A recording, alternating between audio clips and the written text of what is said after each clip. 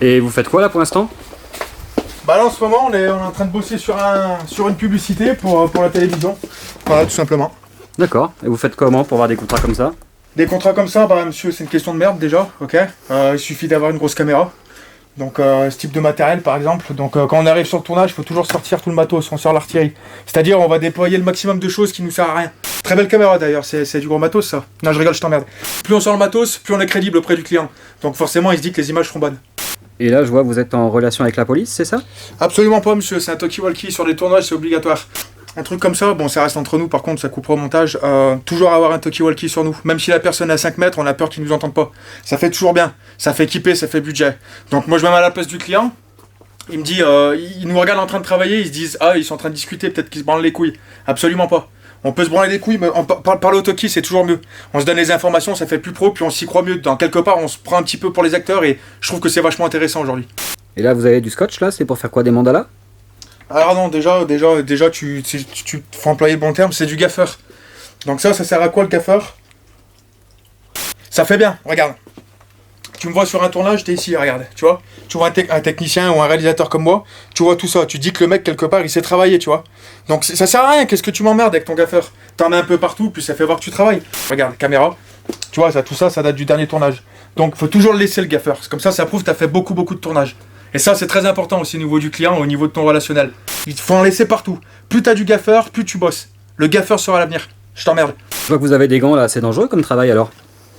Alors les gars, faut toujours avoir des gants sur soi. Ça fait travailleur. Ça fait énormément de travailleurs dans une entreprise. Alors vu que moi je touche pas trop les câbles, je touche pas trop les lights, quand tu mets tes gants, à partir du moment où tu mets tes gants, ça veut dire que tu travailles. Donc là, les gens vont commencer un petit peu à te respecter sur un tournage ou sur un plateau. Donc les gants toujours un peu sales, jamais les laver, puis toujours garder les anciens gants pour faire voir qu'ils sont usés. J'ai envie de dire, c'est presque le principal rôle du gant. Hein. Mais dans une poche, il fait bien. Ça prouve qu'on a une situation et ça prouve on peut dégainer à tout moment. Tu vois ce que je veux dire? Je t'emmerde encore. De toute façon, je vous le dis, il y a trop d'escrocs dans ce milieu.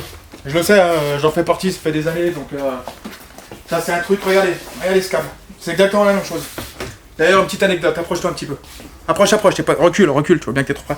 J'étais sur un tournage il y a pas longtemps, d'accord? Donc il y avait un câble, exactement la même chose que ça en plein milieu. J'appelle la stagiaire, forcément, faut que je me rabatte sur quelqu'un. Et puis je criais, je dis putain, elle est où ce stagiaire? Je dis allô, t'es où? Ouais, bah t'es pas là, mais c'est qui a foutu le câble? Bah c'est pas moi, ça doit être mon maître de stage. Son maître de stage, j'arrivais pas à l'avoir sur le talkie, parce que toujours avec le talkie. Il est où ton maître de stage? Je sais pas, essaye de demander au techos, c'était le technicien. Je dis il est où le technicien? Enfin, ça a duré des heures comme ça. Il y a un mec qui est arrivé, il avait pas de gaffeur sur lui. Donc le mec était à poil, hein. Quelque part il était nu. Il est arrivé, il a fait ça. Exactement, mot pour mot. Il a rien dit à personne. Hein. Il est arrivé, il a fait.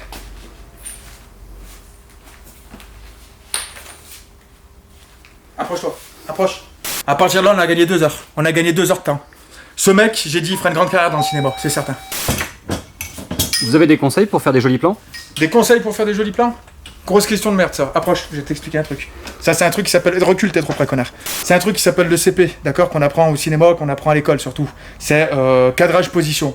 Plus ta position est merdique auprès du client, par exemple t'es le client, plus tu vas être crédible. Ça veut dire que le mec qui travaille, il se fait chier pour un plan alors que tu pourrais être bien. Par exemple, stagiaire!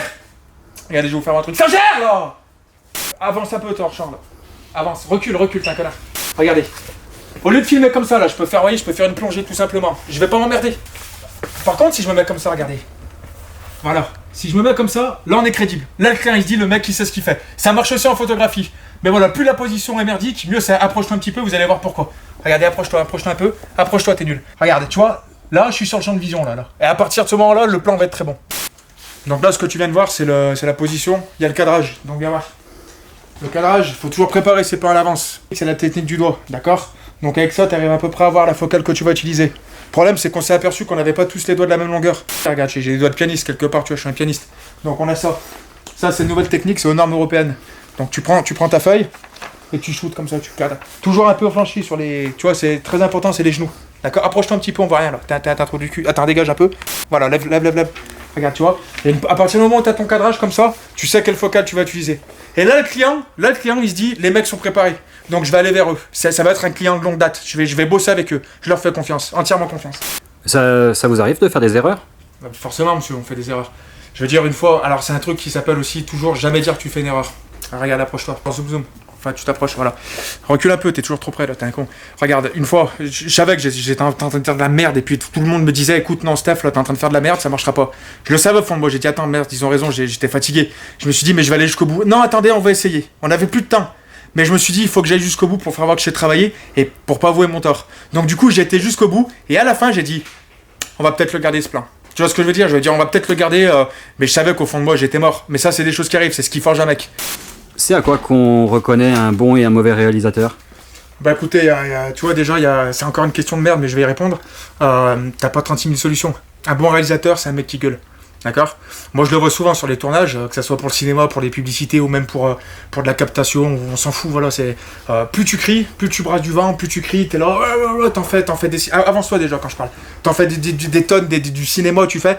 Ça prouve que t'as investi dans ton travail et ça prouve que t'as de l'expérience. Ça, le client aime beaucoup. C'est le client aime. Quand il voit quelqu'un qui s'investit, qui crie, ça veut dire qu'il a peur de l'échec. Tu vois? Et donc t'étais là, tu vois ce que je veux dire? Il faut s'investir, il faut crier. Ça le fait souvent dans les entreprises. Ça, par exemple, à l'usine, t'as toujours un mec qui braille. Tout le monde croit qu'il travaille bien, mais en fait, il en branle pas une.